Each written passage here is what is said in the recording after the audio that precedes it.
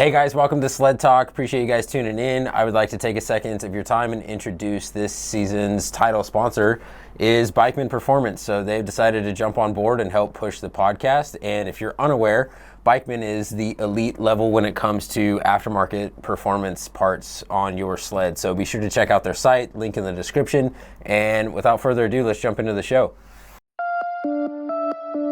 Let the band play. 100K on the Protect, living life with no regrets. I can't designer when I get dressed. Hey. Summertime on winter fresh. I put her legs behind her head. Night she gone to bed. Bye. Every day it's a new test. I just keep chasing these chicks. Living life with no regrets. Living life with no regrets. Living life with no regrets. Living life with no regrets. All right, well, Sled Talk listeners, welcome back to the next episode. Appreciate you guys tuning in, regardless of what platform you're on.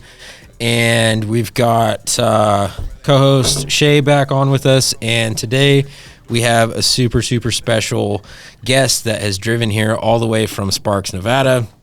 Without further ado, Kris Kaltenbacher, a.k.a. Smasher. Appreciate you being here, dude. Yeah, thanks, man. I'm super excited. It's going to be a good time. Yeah. Well, you and I have been talking back and forth in the DMs for, I don't know, a month and a half, 2 months. Yeah, well, a couple months. Prior to Iron Dog, so couple months about trying to get schedules and something figured out to get you on the show, and made it happen. You drove all the way here. Yeah, ever since you guys did the podcast with Dustin from Climb, and then when you guys came out with the hat, I was like, we got to have the hat.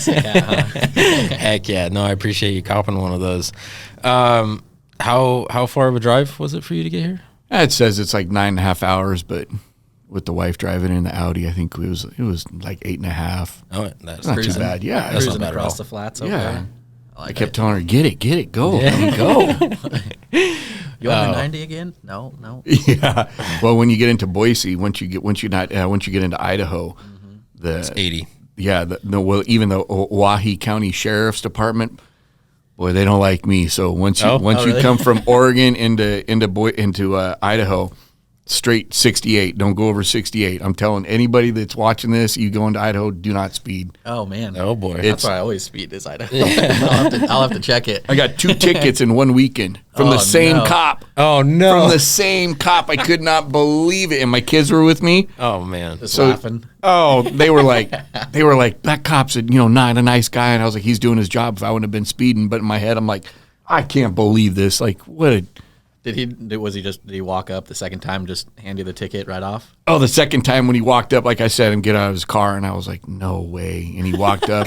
The chances. Yeah, exactly. And he's like, license, registration. I was like, seriously, officer? And he said, yeah. So I gave it to him, and he came back, and I didn't even say anything. I didn't even look. I just took the ticket, put it down, and took off. I couldn't believe it. Oh man, Unreal. That's a rough one. And I think I was. He got me the second time. Well, it's 65. I think I was doing 72. I think it was 72. Really? Mm-hmm. It was in my old trucks. It was a big old lifted truck. All pretty. It had 3 dirt bikes in it. So a lot of my friends are like, I'm from Nevada, so I'm close to California. Yeah. And so they don't like the Californians much. And so his name was Chris too. Oh boy. Yeah. And then I ended up going to court on it.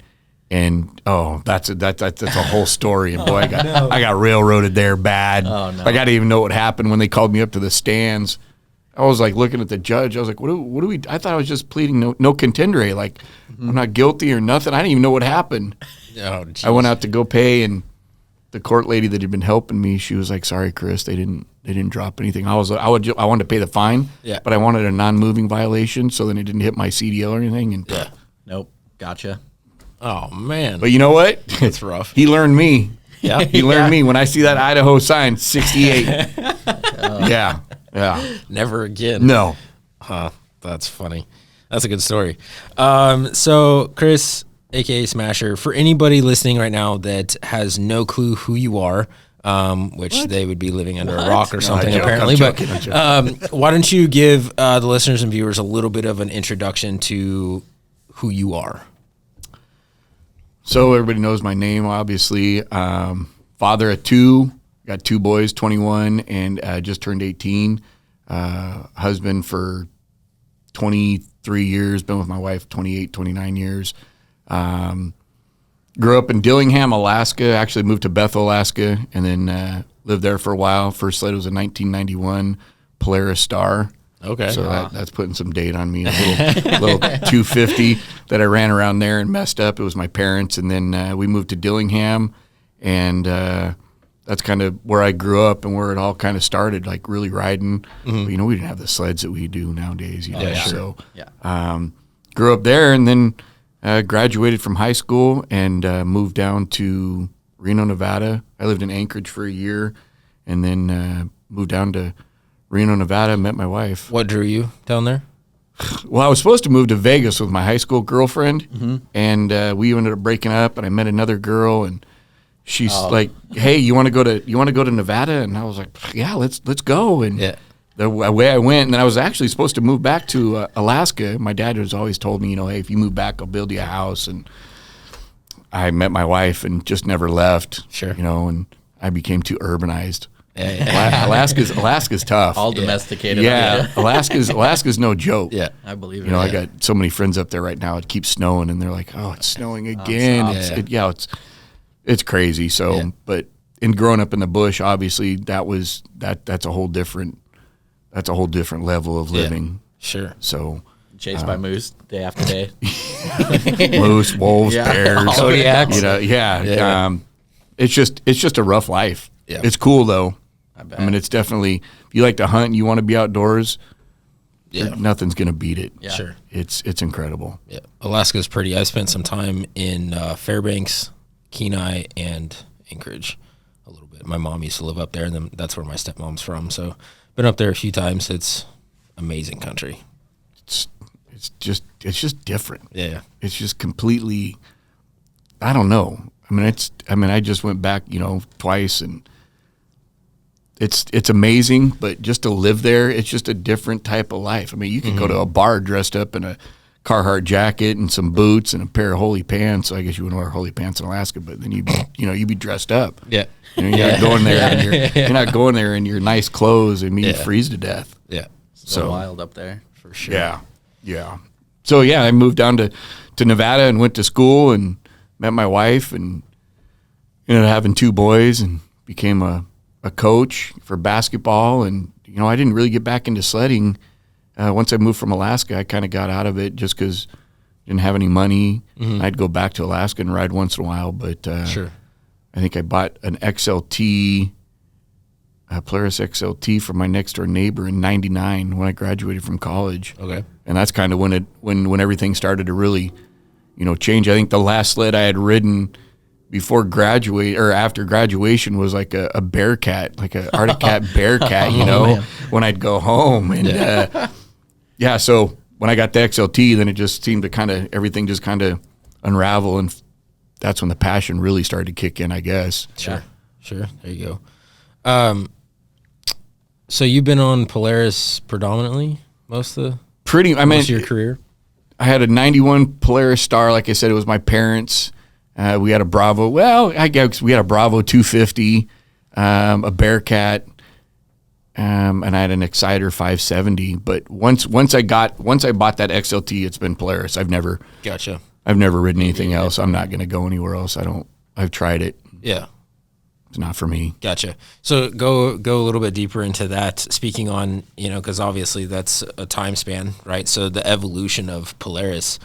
Speak a little bit on your thoughts on, you know, how far they've come, where they're at today, the sleds that we have access to now, and then kind of we'll go into like what you foresee for the future. But kind of speak on the overall evolution of Polaris.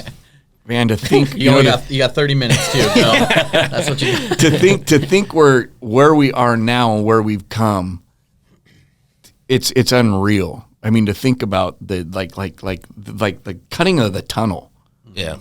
You know, how did no one ever think of that beforehand? I mean, that was such a huge, so different. I mean, it's crazy. Yeah. And just to come from, like you said, you know, like from a Polaris 250 and now what kids are starting on nowadays. Yeah. You know, I've got buddies that are putting their kids on 600s with two and 3/4 inch track. And it's incredible what they can do and where you can go on a sled now. You know, I like look back at where we used to ride and, the avalanche safety that we didn't have. And now Sure. with the way that sleds are, I mean, where you can get into trouble real quick. In the blink of an eye. Like incredible, And so I took, just took my son for a ride and to watch him ride a sled. He hasn't really ridden a sled and he was killing it. And the sleds are just so easy to ride now compared to, an old Edge chassis or a Pro. And so, yeah, I mean, the evolution of the sled has just changed. I mean, you look at some of the kids that are now riding and look at how fast they're progressing and what they can do on a sled. Yeah. Yeah. So it's incredible. Yeah, it'll be interesting to see not only the evolution in the future here of the sleds themselves, but the evolution of the riders. A kid today that can start out on a brand new 21, 22, 23 Matrix 850 at 15, 14 years old, by the time they're 25, if they ride that whole, it'll just be interesting to see, where the sport overall, I mean, even not just Polaris, like all the OEMs, just the expansion, the evolution of everything over the next few years is going to be pretty wild. Even looking at the turbo sleds. I mean, you look at a turbo sled now, and going from a naturally aspirated to a turbo sled. I mean, there's a guy that I've been watching on social media, and his son's been riding now for the full year, and to watch him progress in just a year, oh my Lord! Yeah. Sure. Like it's crazy. It's crazy that he's progressing that fast and where his confidence is really going. I mean, I was just watching him jump the other day and he's sitting in the sled. I think he's 14 or 15 years old, or some of the areas that we've ridden on in the Boondocker films. Like there's a canyon and I just saw that this kid ripped up through it. I mean, obviously there was a lot more snow. It wasn't as challenging as some of the times we've done it, but he still did it. And it's pretty impressive. I mean, you watch it on film and you think, oh, that was nothing, but everybody knows it. You watch something on film and you're like, that's no big deal. But, you go out and do it and you're like, okay, this is a different animal. So, like I said, the way that the sled is pushing people and the way that you can go. I mean, look at the Polaris sled now with the 3.25 track. Yeah. Yeah. What the heck? Yeah. What are your thoughts on that track? I only rode it for a little bit. When I went down the road with Matt, it's pretty. Sure. For deep powder, it's pretty sick. Oh, I bet. It pushes you.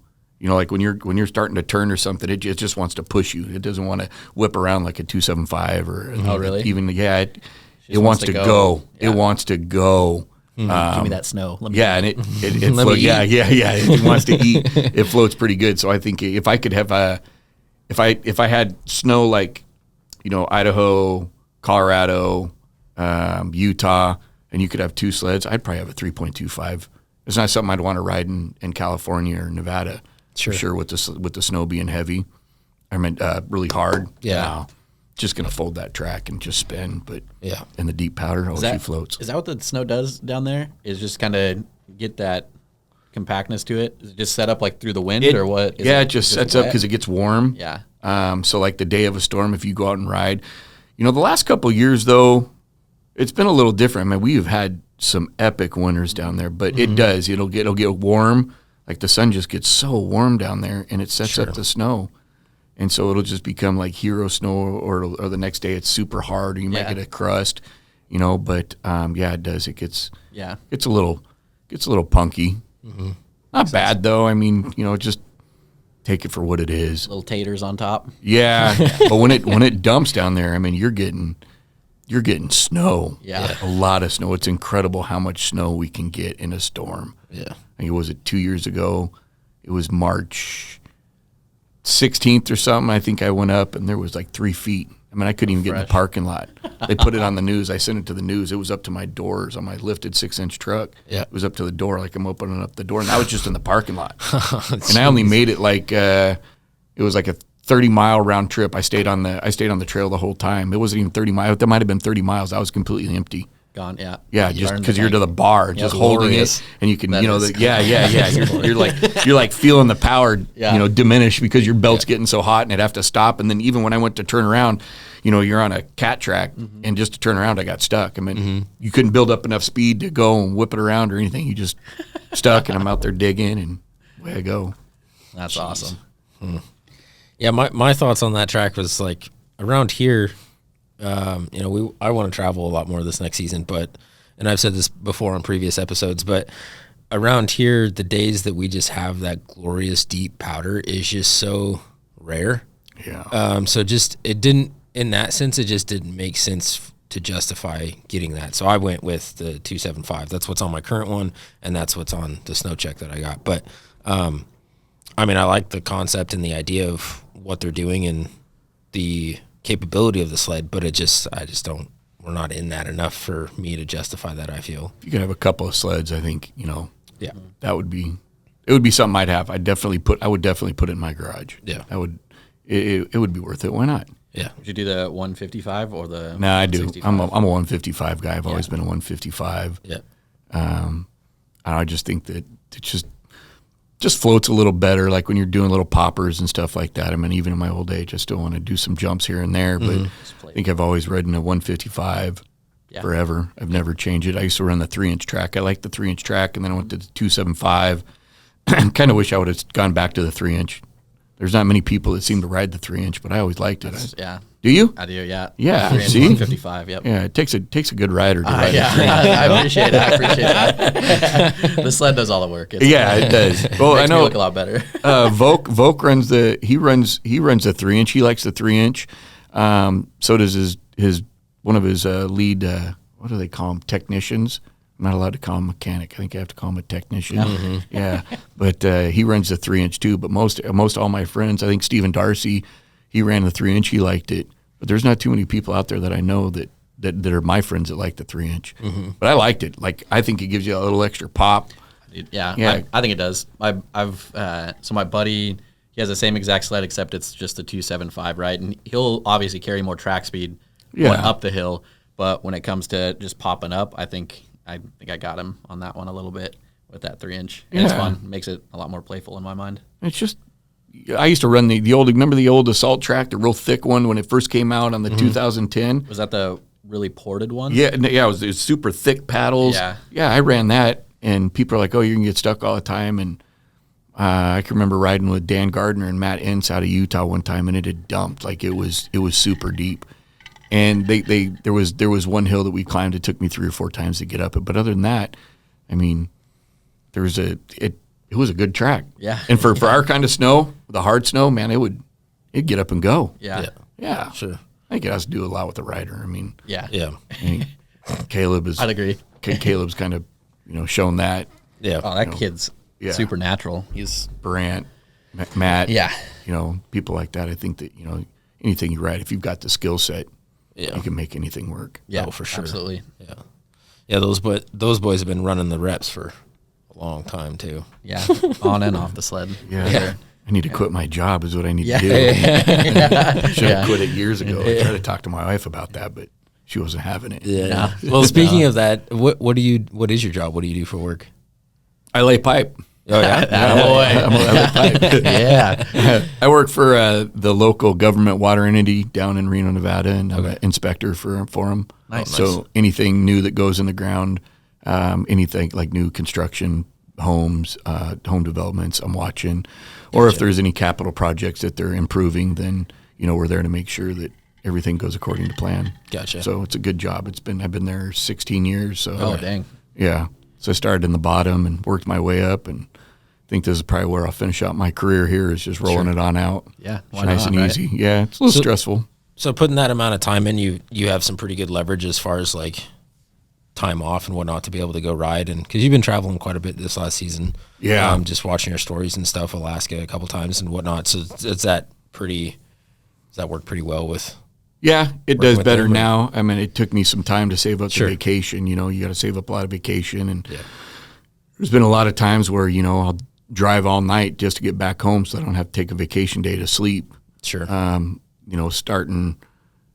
Starting back in the day, you'd leave on a Friday afternoon at 3:30 and get somewhere, and you'd get there at 1 or 2 in the morning, sleep for a couple hours, ride all day Saturday, all day Sunday, and then you drive home all day Sunday night and get back up, early in the morning on Monday to make it to work. Yeah. But so I've saved a lot of vacation time, nickeled and dimed it here and there, just an hour here, hour there, Sure. just to save it, because it goes quick. And then to juggle, when my boys, when I was coaching, to juggle that for tournaments and high school stuff, and then family vacations. You know, I got to be real careful with family time. Yeah, Keep the family happy. Sure. Well, you brought up another good point that is always an interesting topic to me. I always like engaging with people when it comes to snowmobiling and the time for snowmobiling and the family time. If you don't mind answering, like how is the interaction with your wife when it comes to like obviously following this insane passion and love that you have for snowmobiling? Like how do you navigate? How does she, deal with you taking the time to go do that versus time with her? Like all in general, how do you navigate that relationship? I've been blessed ever since the first. Like when she met me, obviously I rode snowmobile, and she was fine with it. She's never told me no, I can't go somewhere or anything like that. So to balance it out, I make sure that with my boys, like I said, I was a coach. I made sure I was always around for. We were talking about. I think in all my years, I only think I missed a half a dozen games in all the years, and I think that. And we were talking about that not too long ago, and I think that might even be too many, but. She's always had my back on it since the first time that I started traveling for Boondockers or anything like that. She's, as long as I'm around when I need to be, it was fine, and there was never a money issue. I always made sure that, worked a little overtime or, Boondockers kind of helped me out with that quite a bit. So there wasn't a lot of money aspect that I had to worry about that. The traveling, I would go like one weekend we'd have a basketball tournament, so I'd be home for a basketball tournament. Next weekend, if I was free, I'd go travel to go film or to go take a sled trip or something like that. So I just balance. Yeah, I just had it lucky. I mean, there's a lot of wives out there that I'm sure wouldn't allow that, but it was a dream. And from the first time, she's like, "Go for it, chase it. This is what your passion is. This is what your love. And it shows my boys." It shows your kids to follow your dreams and your passion, and that's kind of, everything that I've always done. It's always just been, I've wanted to do something. And so whatever it takes to get it done has kind of been, my personality. I just want to do it. And so once I got into the industry, it just seemed to fuel my fire even more. Yeah. I just wanted it more and more and more. And she always had my back.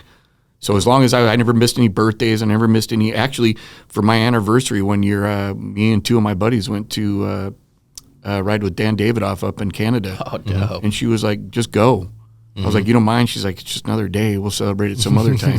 So I think certain people get caught up in Valentine's Day and these special days, but it's not just a day. I don't mean that way, but you can celebrate any time. Yeah. And we say we spend our time together, and I try and use it wisely. And when I am home, I always made sure that I'd cook or clean or I'm engaged. I'm just not there, just around. So just sitting there, just sitting on the couch or something. I always made sure the garage was clean or the cars were clean or I was riding bikes with the boys or I engaged in their life so that at least when I was gone, she was like, okay, he was here. And I know she caught a lot of flack from it. I'm sure that friends, and I had, friends of mine that would ask her, like, "You allow your husband to do this?" And her response was like, "He's a grown man.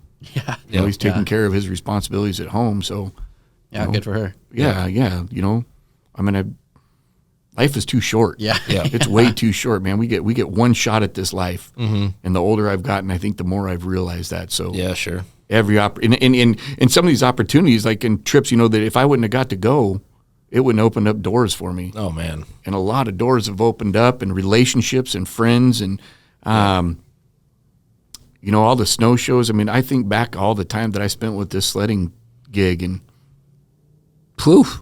Yeah.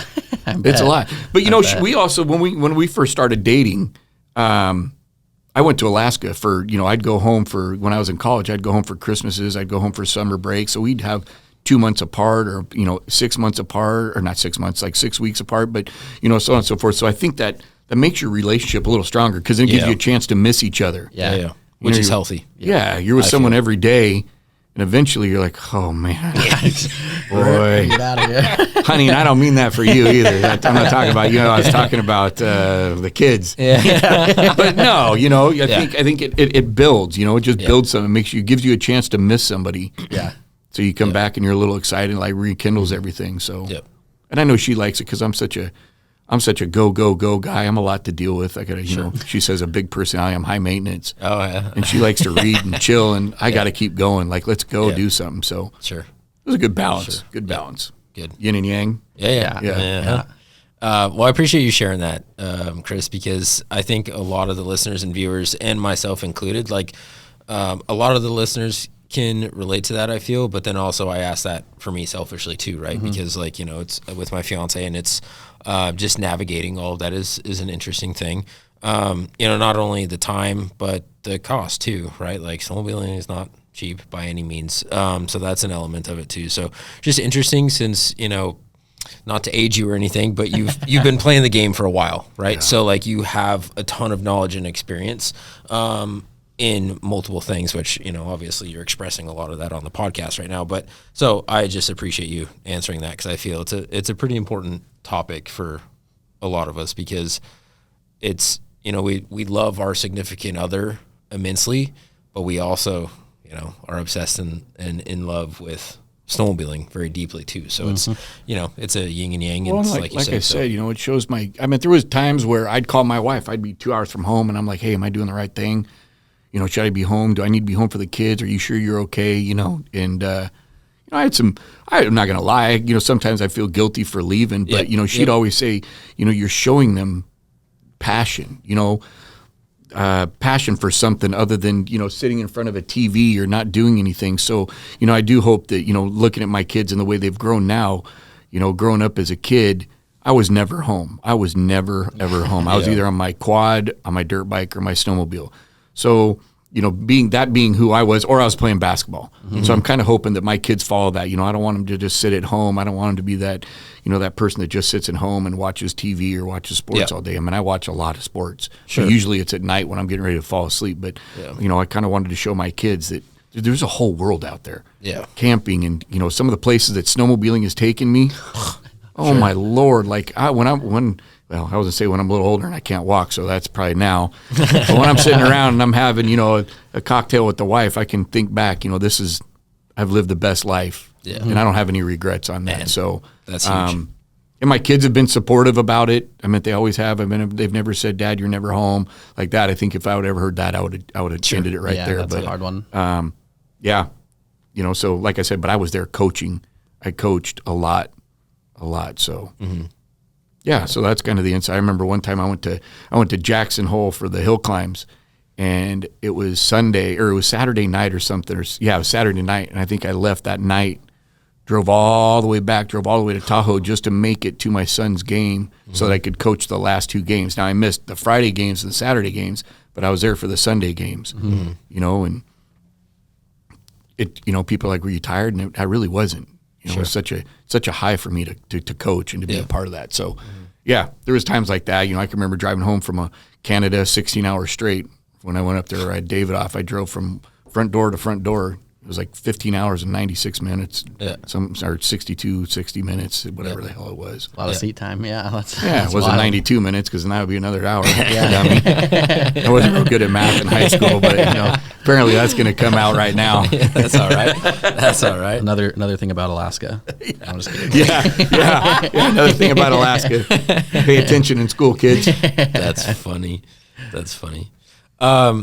Changing topic a little bit, back to actual snowmobiles. Talk a little bit about this season's Voke-built snowmobile.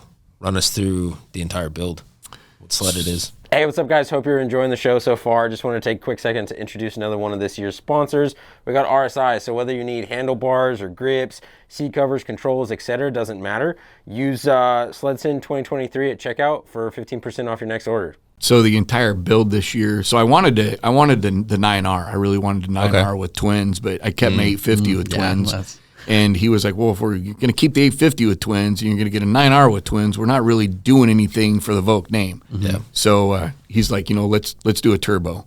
And so he did the turbo and he did his tunnel dump. And then, you know, did the Zebros front end, exit shocks, 2 cool air vents on it, the Arctic FX wrap, went with the low bars this year. That was a little different. And then Voke's tuning and his clutching. And the boosted the day we rode the boosted sleds, it was freaking deep. Oh man, it was so deep.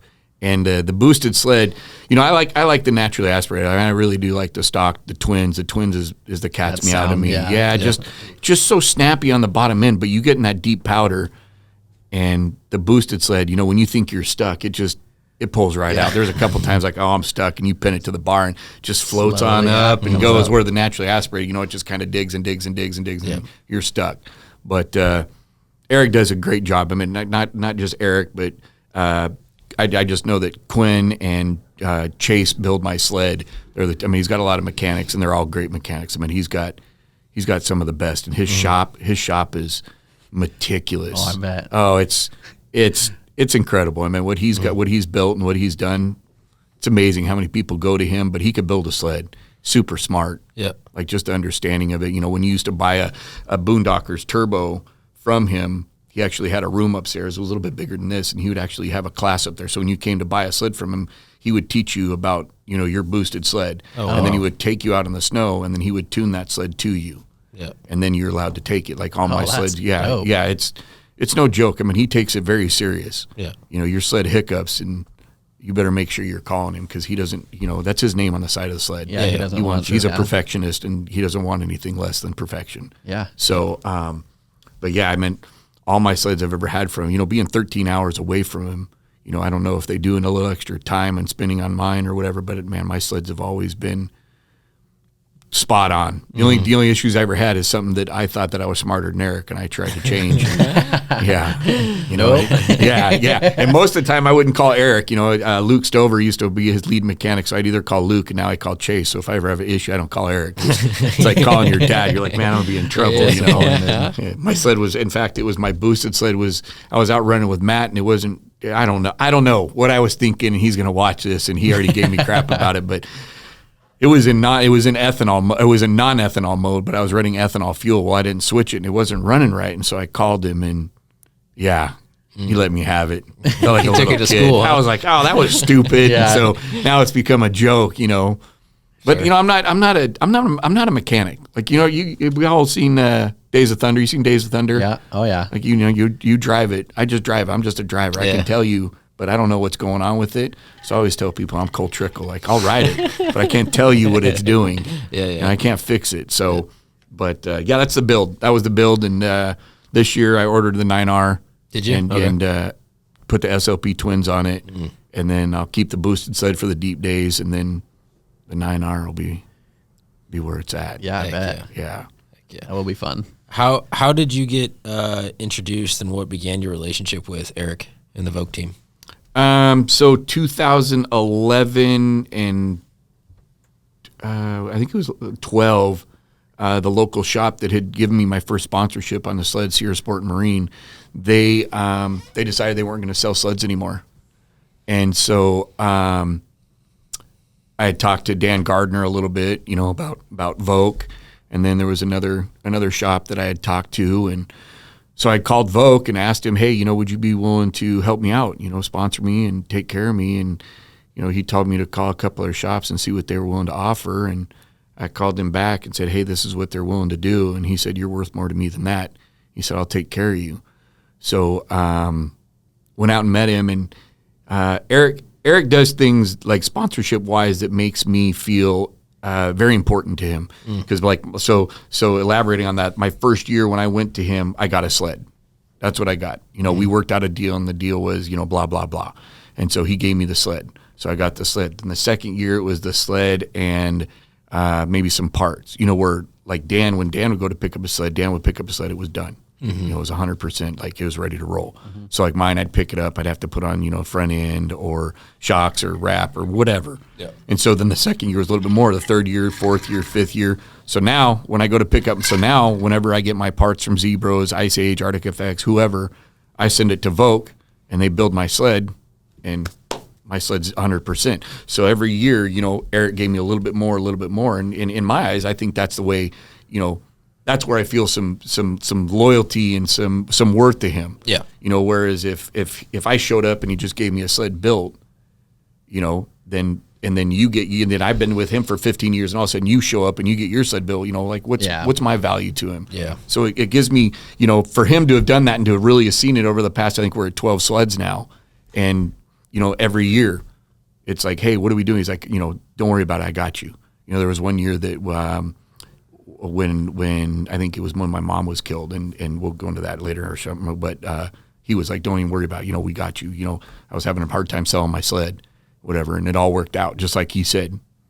So so over the years with him, it's built more into it. At first, it was just a partnership. Like I get my sled. Our deal was when you pick up a sled, you come out and you ride with them. So now each year, I go and pick up my sled, but it's more of a friendship now. Mm-hmm. It's more joking. I hang out at the shop. I mean, Eric's not a get up at 5 a.m. and get on the snow by 7 a.m. guy at all, not by any means. Yeah. Yeah. Eric's, show up at the shop at 9:30, tinkers around on his skid steer, messing with his truck or messing with his sled because he breaks it, and we're putting it together. But no, so now it's more of a friendship. I mean, we talk on the phone occasionally. There's texts, Christmas cards. The relationship aspect is it's priceless, honestly. Yeah, and that was one of the things I told him is like, no matter what happens between us, I don't want to lose the friendship. Yeah. If he comes to me and says, hey, Chris, man, you're no longer promoting, Vogue the way I want, or, you've kind of lost your step. Hey, we're done. No hard feelings. I get it, and it happens. Yeah. But I don't want to lose that friendship, I do. I care about, everybody at that shop. I mean, there's so many people there that just, they all have their spot, and they all help me in some way. And I hate when I say just Vogue, or I hate Chase, or I'd say Quinn. I mean, there's Shane and Alex and Kyle and the whole team. There's a whole team of them. Sure. So when you got to say the Vogue family. Mm-hmm. And they all just take care of me in some certain way. If I break apart or I need something, you just call them, and they're like, yep, here you go. Mm-hmm. That's awesome. So, yeah, it's good. Yeah. It's real good. And then Eric does other things, like I'll show up and he'll do extra things to the sled that I didn't know I was getting, and he doesn't charge me for it, or, he just wants that sled, which is, it's awesome for me. I mean, it helps me when I sell the sled, and that's part of his deal too, is his name's on the side of the sled. Right. So when I sell that sled, if I sell it to you and it has an issue, now you're bad mouthing Vogue on social media or something like that, and I was riding it, he's going to be hot. Yep. Like he's no joke about that. So I just broke a side panel, my brand new boosted sled, brand new, and I had to fix it. I mean, it's not that bad, but still, I don't want to sell it with it broken. Yeah, right. It's got his name on it. It's got Arctic FX, Zeros. There's certain people that expect. Yeah, I don't want a bad name. Mm-hmm. I've worked too damn hard to throw this all away. 100%. So yeah, that's the story behind Vogue. So gotcha. There you go, Eric. That's dope. That was a good one. Well, and there's been a lot of joking, like Top Dog and Number One, and he can ride a sled for an old guy. Yeah. He's a hell of a rider. Yeah. He loves to do wheelies, and this last time when we got out, I posted it, but he got stuck, and I went around him. Hell yeah! And I was like, I screwed it up, but I was like, now I'm going to screw it up again. What is it? When the teacher becomes it, or the I was just watching this video. Yeah, he said that when he was stuck. I can't remember it now. But anyways, when the student becomes a teacher. Yeah, when the student becomes a teacher, and how's it feel to build a sled for me, and now I'm kicking your butt, Hell yeah! But we get the boast of each other, the best of each other. So that day that I went out, I think I only got stuck one time.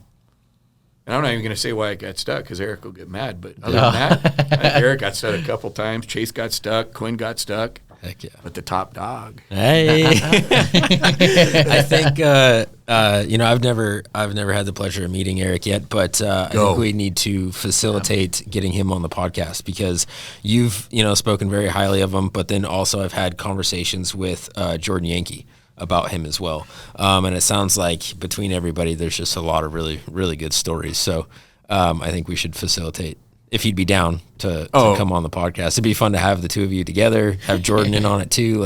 So what we need to do is we need to go down there. We need to go to Kremling. You guys need to make a trip to Kremling. We need to do that, and we'll go down there and do a podcast. Eric would be a lot of fun. Yeah. Eric likes to use big words to confuse people. Oh boy. Yeah. Oh boy. Well, we won't bring shade. Yeah. I'll bring a dictionary. Yeah, I'll bring a dictionary. No, he does. Well, when he was talking about his turbo, like when you're in classes, he'd say stuff, and I'm like, what is he talking about? Yeah, So, Just nod your head. Yep. Yeah, sure. Mm-hmm. And he would be like, Smasher, don't touch that. Smasher, you don't need to worry about that. Leave it alone. That's funny. But he'd be good to be on the podcast. He's a lot of fun. He's a good energy. And yeah. Seems like it. Yeah. So come on, Eric. Videos. Don't be scared, buddy. Yeah, that'd be sick. So touch a little bit on some of the other sponsors that you have, how you've acquired them, the relationships you have with them, and then we'll kind of get into, like I was talking last night about the current sponsorship game in 2023 and how people should go about playing it. But speak a little bit about some of your other sponsors and some other relationships that you have there. Well, Zebros. I've been with Zebros for, I think, 15 years now. Okay, wow. So I've seen a lot of people come and go. Sure. Zollingers have always taken great care of me. They were another one that started off the same way. Give me a little bit. Now it's a full-time sponsorship. Sure. The way I look at it as a sponsorship is someone that gives you something for free. Mm-hmm. A supporter is someone that kind of helps you, helping you out, giving you a discount or whatever. That's the way that I was taught by Jim Phelan. Mm-hmm. Jim Phelan kind of gave me, he'd been in the industry a long time. So that's kind of where my idea of sponsorship comes. Arctic FX, I've been with Jordan for 10 years now. Yeah, 8 years. And actually the reason I was with Jordan is because I was with a different company, and Matt Ince and Jordan were out riding, and Jordan had recorded a video saying, "Hey, Smasher, when are you going to come to this side?"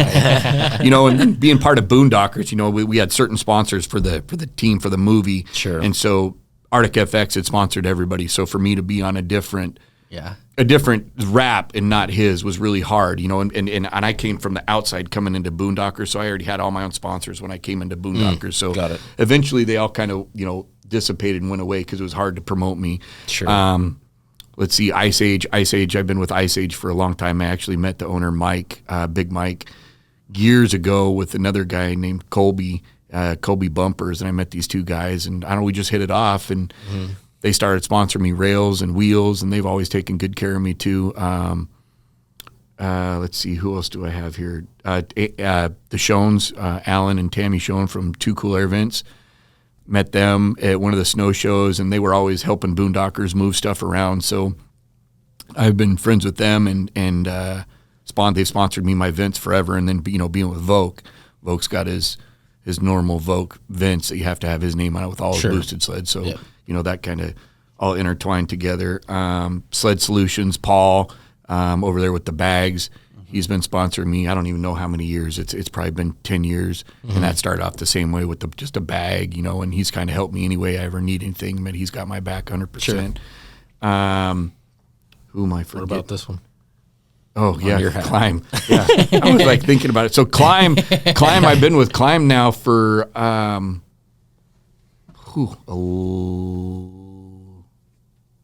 10 years? 9 years? Okay. 9 years. And so I was with a prior company to that for 9 years, and then switched to Climb. It just worked. Mm-hmm. It worked. The guy that was running the sponsorship had been asking me, the sponsorship deals had been asking me about coming to Climb. And everybody on Boondockers, I was the one guy that wasn't wearing Climb. So I was always, sticking out like a sore thumb. And so, I'd go to Heydays. Well, we were with Climb because that, Climb was the one that was helping us out at Heydays. So I couldn't wear the other gear, their name on my hat or the shirt or anything. So I had to wear something else like 509 or something like that, So eventually it just became, I need to go with Climb. And I wanted to be with Climb. Sure. There's a reason that, you think all the top athletes that are with Climb. Yeah. Like I said, are you going to settle for anything less? So Climb it's been great. Climb has always taken good care of me. Dustin over there. Everybody, Justin, Woody, everybody at Climb. I can't say enough. Their gear is no joke. Even before I was sponsored, I was wearing Climb. That's what I wore. Yeah, and then same. when I got sponsored, I went to a different company, and then I went back to Climb. Mm-hmm. Some of the stuff you're doing, man, like I said, are you willing to put your life on the line for? Well, really what it comes down to. I was just going to say we'll get into the importance of Climb when we have the topic of Iron Dog. Okay, yeah. So Climb, and then let's see who else. Mountain Don't be Valley. forgetting anybody. Yeah, no, Mountain Valley.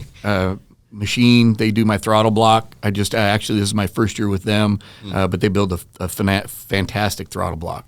And we all know that the Polaris throttle block. Polaris cruise control, baby. Yeah, boy. Yeah. So that was one that I was really excited about. Obviously, I talked about Voke. Voke can't replace Voke. And he's one of the he in my opinion he's the best boosted turbo guy in the industry. I mean, he just understands everything. Truck Boss. I've been with Truck Boss for a lot of years. I can remember I was at work making that deal. I was supposed to be in the ditch digging, and I told my foreman, I was like, "Hey, hold on, I got to take this call." And so, and they've been really cool. Robin Cook has bought it, and now he's taking care of it. But when back in the day, the people that were running it were really cool. I mean, they gave some money to a foundation after my mom was killed, and so they've had my back. Super cool people, and a great deck. Yeah, I know. They're based out of Oregon here, aren't they? Yeah. It's a great deck, West and side. they've always taken good care of me. I love their deck. I mean, it's one of the. I see you're not running the deck, but hey, Yeah.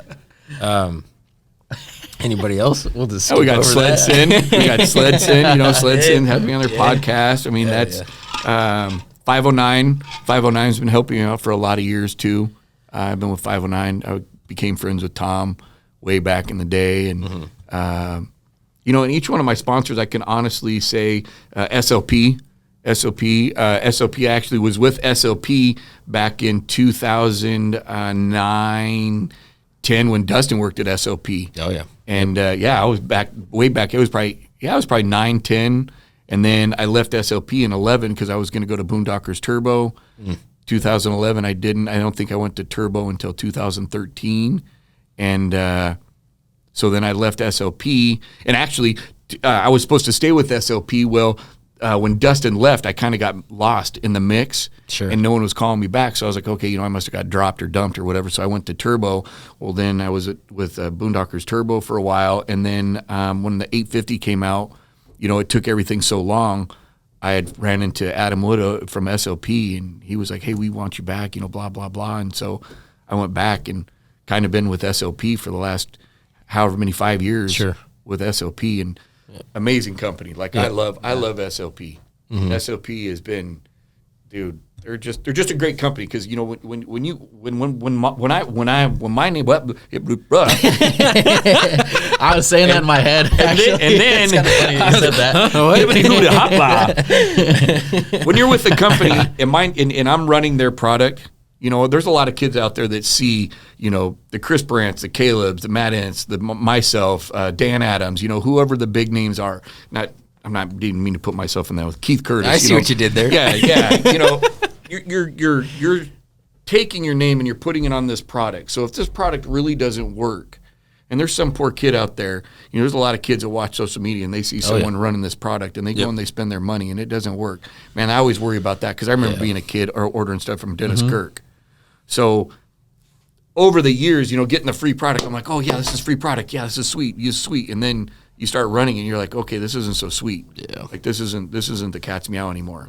So I used to run a different set of skis, and I no longer run skis anymore. I stick with the same skis because the stock skis are phenomenal. But so if my name's on it, and with Eric building my sleds, he's putting the parts on it, so he has his own opinion about certain parts and stuff. So I just value. So like back to SLP. SLP is someone that when someone contacts me and I don't have an answer and I send them to SLP, SLP will work with them until they get it right. Got it. That's nice. Yeah. So, like my twins, people ask me, there's a reason I'm, on my year 4 with twins. And I haven't had any problems. I haven't, it's been a solid sled for me. Now, I sold one of my sleds to a kid and he had some problems and I think he finally got it figured out, but I'm not sure why we were having those problems. But they worked with SLP. He worked with SLP. They got it worked out. So, so anyways, yeah. In all the companies I'm with, I mean, I consider them my friends. Right. I don't call them only at the time of, hey, I need this part or this part. I'll talk to SLP 5, 6, 7 times a year. He'll ask me about my kid. Same with, Dustin. Dustin and I, he's one of my good friends. Talk to him quite a bit. Vogue, Tammy from Two Cooler Events, Paul from Sled Solutions, Ice Agers, Brock over at Ice Age. I talk to Brock. probably not as much as I should, but I do talk to Brocky. I make sure I go at all the snow shows and see him, and you know, so on and so forth. So, yeah. So that being said, you know, I think it's important to build a relationship, and you're supposed to be testing this. They're giving you this product not just so that you can put it on the side of your sled, but they're wanting you to test it. Yeah, exactly. So I do give a lot of feedback. Yeah, a lot of feedback. The first year the twins came out, people were like, "Hey, is it melting your hood?" So I'd take all my plastics off and I'd video and put that out there, you know, or, you know, different fuels that we have run. You know, I talk about the fuels, the different consistency of fuels that we are running and stuff like that. So yeah. Gotcha. Yeah, that's a pretty stacked list and a lot of years. So, Oxbow. Oh yeah. Oh boy, I almost forgot Clayton at Oxbow. Yeah. Boy, he would have been. I like Clayton. We're trying to get them on the podcast too. Solid. Yep. To own up to, you know, the issues that we were having with radios this year. Dude, my frog skins are in the mail right now. It works phenomenal. I just went and rode with Matt, and I didn't have one problem. The frog skin was solid. Even when I took it on the Iron Dog, it, you know, 50 below. Yep. She was working. Oh, the dang. Oxbow Light. I love the Oxbow Light. Yep. And now, you know, I don't know if I can say anything, so I won't. I think he was coming out with something new. Oh, Yeah, He's there we coming out go. with something new. Gotcha. And, I'm super excited about that. But yeah, his Oxbow lights work great. Always willing to help. And you know another thing about that's nice about when you have a sponsor that starts promoting you. You know, you're doing all this content for them, and if they're not promoting you, you know that's. I had a company that, you know, I was with for a long time, and I never saw anything from them promoting me. Sure. Yeah, it's kind of like what's the point? What's the point? You want me to would he- promote you, but you don't do anything for me. You know, Yep. scratch your back, you scratch my back. Like, look, I already have a boss. I don't need. Yeah. Well, and it makes to me work feel for free. bad. You know, if I don't see that they're promoting anything, okay, am I doing something wrong? Yeah. Like, tell me Yeah. if I'm doing something wrong. I'd rather them say, hey, man, you're not doing a very good job. I need you to do this better, and so on and so forth. So as long as I'm it's cool to see that. We did I don't know if you've seen it or not, but we did oh my gosh. We filmed a very intentional, funny joke video for Oxbow Radio. They're one of our sponsors. And it was Jeff's idea, his concept, and it was, I don't know, it's like a minute long. I'll show it to you afterwards, but it was stupid and it was hilarious and it was all intentional, right? And so we did I posted it as a reel, and Oxbow accepted it as like a collaboration. So it's, you know, SledSend and Oxbow, and we just hit over, I think we're at 102,000 views on Instagram with over 200. I think we're at 235,000 views on TikTok off of this video. And I've talked to both Clayton and, you know, whoever's running the Oxbow socials and stuff, and they're, you know, super static. My phone's still going off with engagement from it, and we posted that. How long ago did you edit that, Jeff? Like what, January or something? It was 2 months ago probably, and it's still going off on my phone. So it's, you know, it's just one of those things where it's cool that Oxbow was willing to, you know, collaborate and show, you know, put SledSend out there as well, just as, you know, back and forth. I just wanted to touch on that point. Oh, but he's such a stand-up guy. I mean, he really is. The fact that he came out on social media and said, hey, I'm having a problem, and not trying when to they hide did it. that, Yeah. oh my gosh, that just like that bonded my desire to continue a relationship with them. And it's okay, man. Sure. Things. I mean, nothing's ever perfect. Yeah. You know, stuff messes up, but try and hide Taking it. responsibility. Yeah, That's even worse. Yeah. yeah. So I mean, he's someone I'd stick with. You know, I'm not going anywhere. Yeah.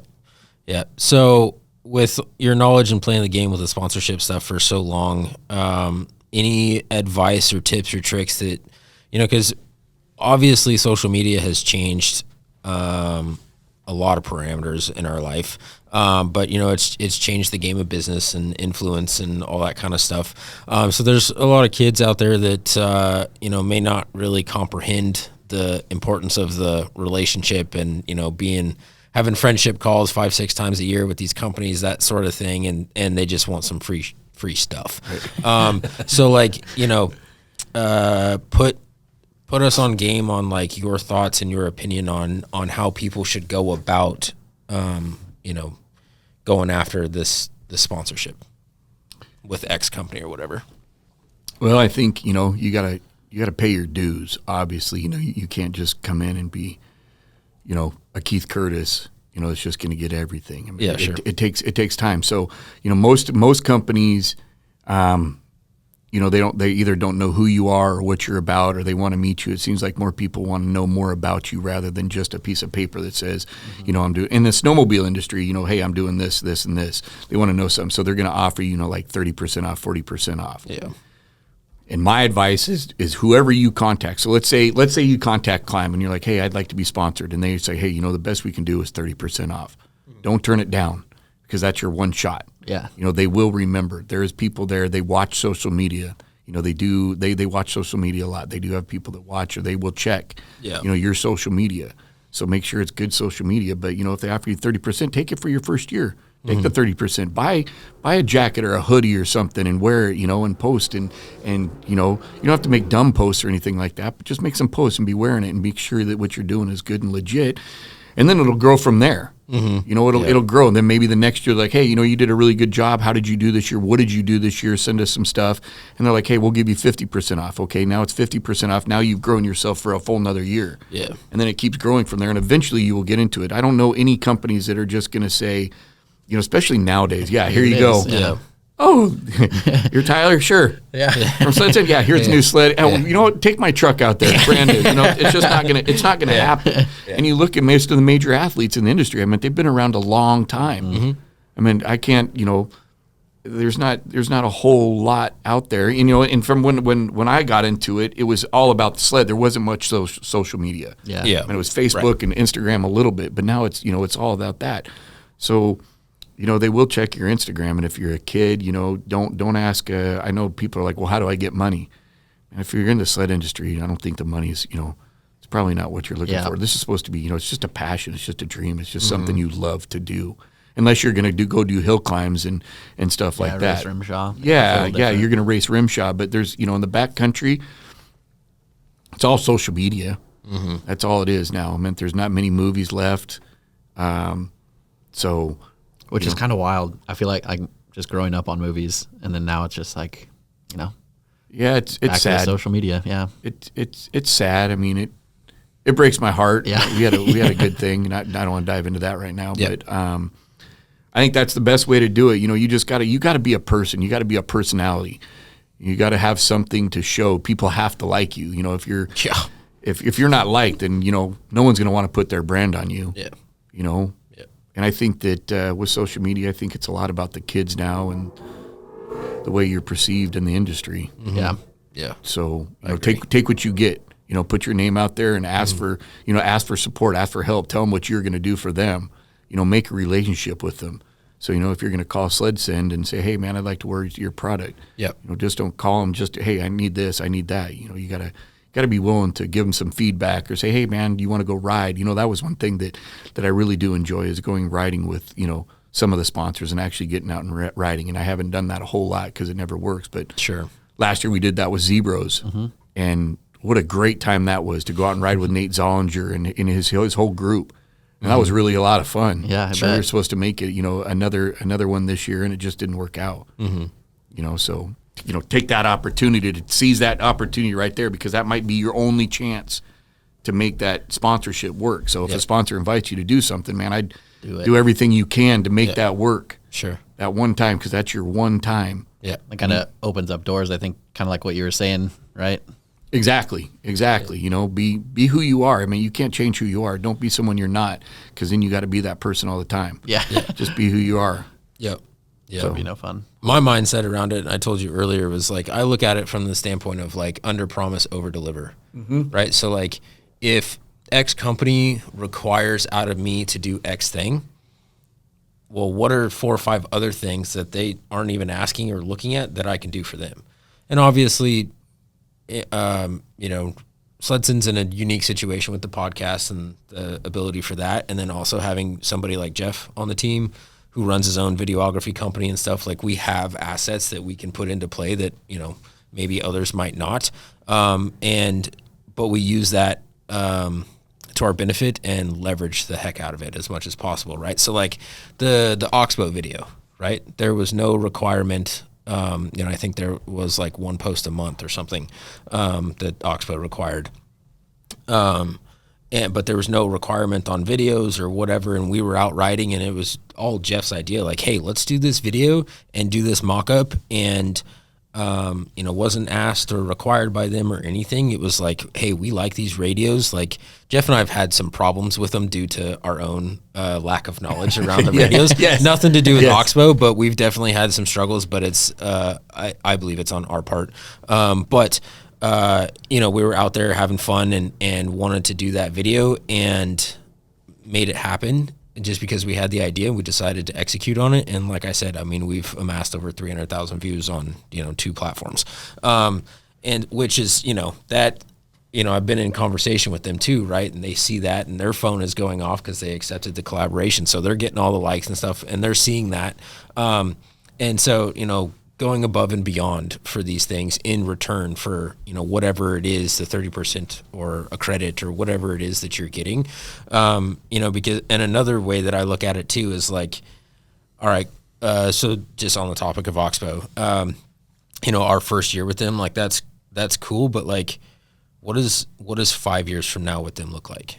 Right. Meaning like not what am I going to get in 5 years? Like what can we grow the relationship into that it benefits both parties, right? So it's like, it's an equal value exchange.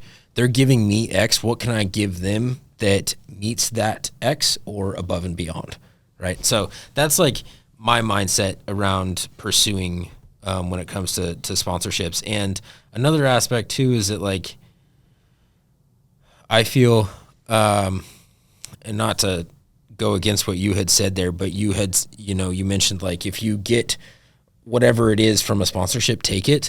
I also believe too that like I only want to put my name to companies and products and brands that I was going to say an F word, but I'll leave it out, that I believe in and that I care about, right? Like if I don't like X product or I don't like the way that they're marketing or if I don't like their branding or whatever, or just the quality of the product itself, I'm not going to pursue that. Whereas, some people might just to get whatever, but I don't like, if I don't genuinely like X company or X product, correct, I won't pursue it. Exactly. And so because of the fact that I'm playing the long term, right? Like right. I want the 5-year relationship and beyond, right? So that's kind of my mindset. But I just feel that talking about this is a big deal because everybody and their mom wants free stuff and sponsorships and stuff. So. You do, but then you get it and then you don't like it and then you're off of it. Okay, so now let's say I take this water bottle. I'm like, this water bottle is really good. I'm gonna do it, and then I'm like, I don't like it, and I get rid of it, and then I go to a different water bottle, and then I go to a different water bottle. Yeah. Okay, now your credibility. Exactly. They're like, he's just going where it's at. So I've been with Zebros, like I said, I think whatever it was, 13, 14 years. I've been with Climb now for 10 years. I've been with Vote for 11 years, 12 years. I've been with all my sponsors for a long time. I mean, I think I've left two sponsors.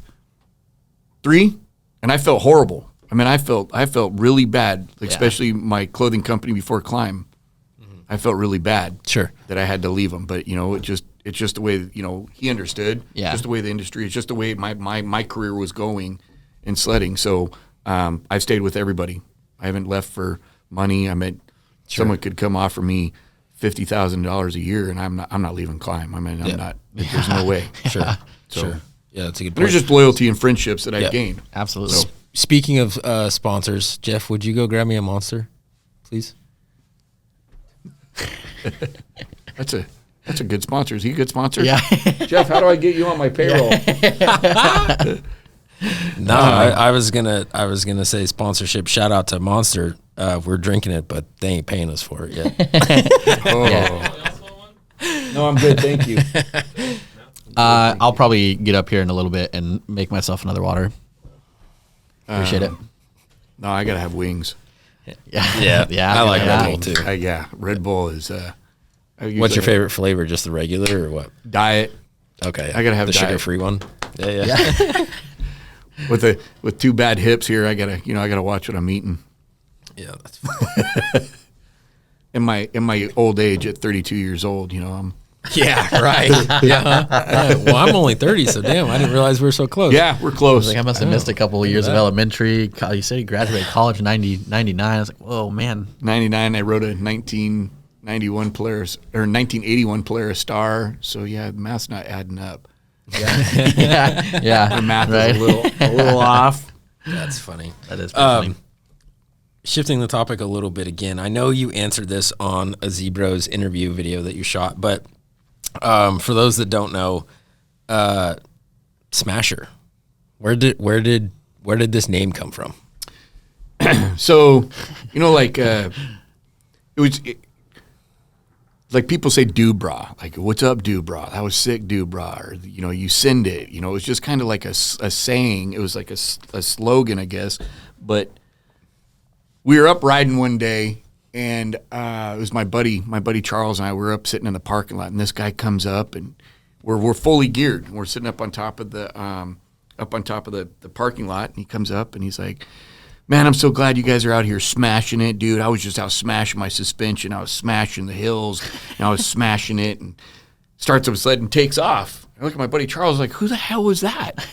He's like, "I thought you knew him. He was talking to you." I was like, "I don't know who that was." So we left it be. Excuse me. Next day we come, or next day, next couple weekends we show up in the parking lot again. This guy shows up again. And he's like, "I'm so glad you guys are out here smashing it. These guys from down here, they don't know how to smash it," and blah, blah, blah. And I'm like, who is this guy? Yeah. And so he like rides off and he's like, you can tell he doesn't ride a sled a whole lot. And I actually ended up meeting this guy later on. But anyways, he like grabs a ski and he pulls it around and he rides out. And we're like, man, we don't know who this guy is. So then it became like a saying. Like my buddies and I are like, dude, let's go smash today. Let's go smash this. So we were up climbing, and there was this climb that we normally do. Well, it had drifted. So I was hitting it sideways and jumping down. Well, as I hit it and I jumped down, there was a buried stump. And bam, dude, I hit it. Wadded my sled up nice. I flew about 25 feet, hurt my leg. I was laying there. My buddy came up, and I was like laying there, and I was like, "Can you shut my sled off?" And he shut it off. And I was like, "How's my sled?" And he's like, "Dude, it's wadded. Like it's smashed." And I was like, "Oh." So we get it down, and I take it to the shop, and this is before I was sponsored. This is before I was even in the industry, and I was on the old 05 Edge. And so they fixed it up, and one of the kids, his mom worked for a vinyl company, so they put Smasher Smashington on the hood of my sled. So they put Smasher Smashington on there, and then, I ended up filming with Team Summit, with a movie named Team Summit. So I went out and rode with these guys. It was Jesse O'Rourke and Anthony Alberti and Shane Kelly, and I went out and I was like on an interview ride to see, because the producer of Team Summit was like, "Hey, take this guy out. We heard about him, blah, blah." So out there riding, well, I was up in the trees and got a little hairy, and I lost my sled, and it rolled, and the windshield, the old windshield popped off, and I was putting it on. And so when the hood was up, they were asking me about Smasher Smashington on the hood. So I said, so I told them this story about this is how, this guy we met and blah, blah, blah. So they started calling me Smasher a little bit. Well, then moving forward, I met Dan Gardner. Well, when I rode with Dan Gardner with Boondockers, without getting into that really right now, but I rode with him, and so he called me. He's like, "Hey, how do you want me to put you in the film?"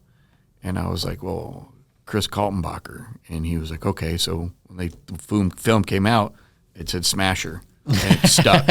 Like it just stuck. Like he chose that, Smasher, and then it went to Kris Smasher Kaltenbacher, and they shortened it from Smasher Smashington to just Smasher. It was Smasher Smashington, and then it was Smasher, and then it's Smash. And then over the years, I kind of Tammy Schoen from Too Cool Overance. One time I was doing the MC for Thunderstruck, and I said, "Hi, I'm Kris Kaltenbacher," and she stood up in the crowd and she started yelling, "No, you're not. You're Smasher. Everybody knows you're a Smasher. You are Smasher." And so I've tried to get rid of the name, but it won't, because as a grown man, I don't want to introduce myself as Smasher. It just sounds really arrogant. And the funny thing about it is before I was even in the industry, when we were watching Team Summit, they had nicknames like Wreck Nester and Backcracker and Sarge and Big Kahuna. Like these guys all had their own nicknames. Yeah. And I'm watching the movie with my wife, and she's like, I was like, these are grown men with nicknames. Like, grown men, like, come on, like this a rapper. Yeah, this is ridiculous. And so, my wife was like, "Don't judge people. You don't know their backstory. Don't judge. Like, just enjoy it for what it is." Yeah. And here I am, Smasher. So that was my lesson. Not, and Anthony has become one of my best friends. Jesse O'Rourke, I still call him Recky. Shane Kelly, we called him Nar. So a lot of these names, Fatty from Boondockers. You know, his nickname came from because he was water skiing behind a boat, and he's a skinny guy. I mean, he's a rail, and he broke the boat rope to tow him. So they're like, way to go, fatty. So that's where it stuck. So, you know, Smasher. So I never introduced myself as Smasher. Like, I'll be like, hi, I'm Kris Kaltenbacher. And they're like, oh, nice to meet you. And then someone will say, oh, he's Smasher. Like, oh, you're Smasher. Oh, my gosh. So, yeah. So, but when I sign on my poster, I write Smasher. But still, when I see some of the athletes, you know, and they, you know, it just, I don't know. I should just accept it. It is what it is. Sure. I'm a 50-year-old man. Like on my Facebook, it used to be Kris Smasher Kaltenbacher, but I took off Smasher and just put Kris Kaltenbacher. I don't know. Sure. I should just embrace it and take it for what it is. Yeah. You know, not? just a dumb nickname. It just stuck, and so That's funny. that's the way I got the nickname. But you know, and everybody's like, "Do you smash stuff?" Well, and everybody's like, "I'm always breaking stuff." Yeah. Okay. But And yep. you know, the last couple of years I haven't brought until that side panel. I think in the past couple of years, an A-arm, I don't consider an A-arm, you know, smashing something. Like if you're wear and wadding up tear. a sled, I haven't wadded up a sled in 2011, where I totaled a sled. Sure. 2010, 11. Yeah. Wow. That's a pretty good run. I went there for a while. I went through like 16 motors and couple Nice. 16 motors, a bunch of A-arms, a scissor arm, 2 clutches. Yeah, it was a good time. We had a big pile of parts. I bet. Yeah. More time in the A shop. little hard. The older I've gotten, you know, I've taken a little bit better care of my sleds. Yeah. I was trying to make a name for myself, so I just had to go chain case. Yep. So, yeah, so that's how I became Smasher. Gotcha. It's here. Yeah. It's not Here leaving. to stay. Yeah, I was gonna say. I don't Maybe think that'll be my anyone's gonna- tattoo that I was talking about. No. Yeah. How are we doing on time, Jeff? Hour and 15 minutes. Okay. Okay. All right, let's break this one off. And we'll do a few more rounds. So I don't know if you are aware or not, but at the end of every single episode, we do the sled talk question. And our guest asks any question on any genre. Obviously, it's loosely related to snowmobiling. But what is something that you would like to ask the listeners and the viewers? It could be something about gear. It could be something about sponsorship. It could be something about Jeff's favorite question is what's your favorite backcountry snack? Like, so it's just a sled talk question that we ask, and then we clip it and then put it on, you know, TikTok and socials and stuff. And everybody likes to give their opinion and whatnot. So it's good for that aspect of it. But Smasher, what is your sled talk question that you would like to ask the listeners and viewers? Ooh, you put me on the spot here. I know, it's fun. Boy. I guess it would be, do you think that that a boosted sled improves your riding or takes you back in riding? It's a good That's question. pretty good You know, too. Because Really a lot start of thinking about that. a lot of people think, oh, I'll get a boosted sled and I'll become a better rider. Mm-hmm. But I feel like for me, maybe on day 1, a boosted sled's good, but on day 3, 4, 5, a boosted sled's a lot. It's Sure. a lot, especially for me as a weekend warrior. You know, I don't get to ride like some of the guys are riding, 5,000 miles a year. Yeah. So does a boosted lead help you become a better rider, or does it bring you back as a rider? That's a good question. Listeners, viewers, comment your answer below. We want to know. And so, yeah, we'll go ahead and wrap this episode up. We're going to shoot several more. So you guys stay tuned for part 2. Smasher, thank you for being on this episode. We are going to break and go for lunch. And, we'll continue on after this. But listeners, viewers, again, I appreciate you guys tuning in. And we will catch you guys on the next one. 100K on the Protect, Philippe. Living life with no regrets. I can't designer when I get dressed. Summertime on winter fresh. I put her legs behind her head. Night, she gone to bed. Bye bye. Every day it's a new test. I just keep chasing these chicks. Living life with no regrets.